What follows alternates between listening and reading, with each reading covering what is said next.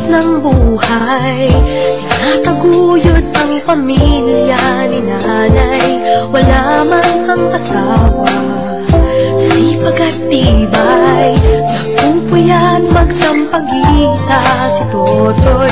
Estudyante sa umaga,